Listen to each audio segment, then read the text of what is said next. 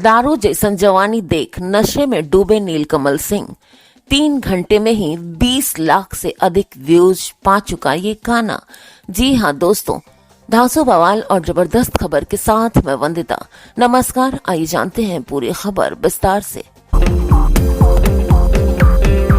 Channel पर नए हैं तो चैनल को सब्सक्राइब करके बेल आइकन भी प्रेस कर दीजिएगा ताकि नए अपडेट्स आपको मिलते रहें।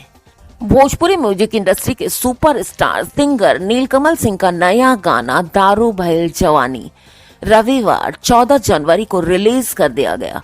मकर संक्रांति के मौके पर रिलीज इस गाने ने नया रिकॉर्ड बना दिया है। आगे की जानकारी दूं उससे पहले आप हमारी ये वीडियो देश के कौन से कोने से देख रहे हैं कमेंट करके जरूर बताएं ताकि मैं आपको थैंक्स कर सकूं।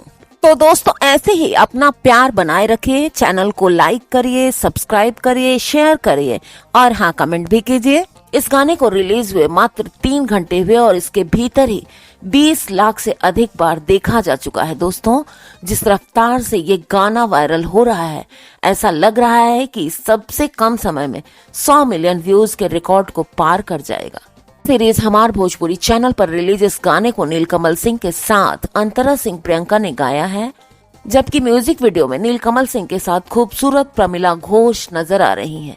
गाने का रॉ पूरी तरह से देसी दारू पार्टी वाला है। वीडियो में लहराते हुए बंदूक है, बुलेट मोटरसाइकिल और छलकता हुआ जाम है। इन सब के बीच धमाल मचाती हुई नीलकमल और प्रमिला घोष की जोड़ी है। जी हाँ दोस्तों, गाने में नीलकमल सिंह ने प्रमिला की खूबसूरती की तारीफ करते हुए बोतल से जमकर दारू को बहाया है। वो उनकी जवानी और खूबसूरती की तुलना शराब से कर रहे हैं।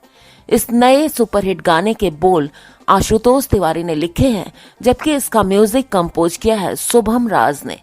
नीलकमल सिंह बीते कुछ समय से लगातार बैक टू बैक ब्लॉकबस्टर गाने दे रहे हैं। दोस्तों, इसमें कोई शक नहीं है कि इस समय वो इंडस्ट्री के सबसे हिट सिंगर बन चुके हैं।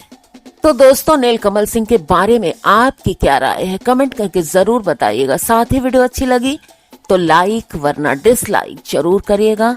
चैनल को सब्सक्राइब करके बेल आइकन भी प्रेस कर दीजिएगा ताकि ऐसी ही मजेदार वीडियो आप तक आती रहे लगातार। और हाँ दोस्तों, लाइक और कमेंट जरूर करिएगा, इससे आपका प्यार झलकता है। मिलते हूँ अगली खबर में फिर से।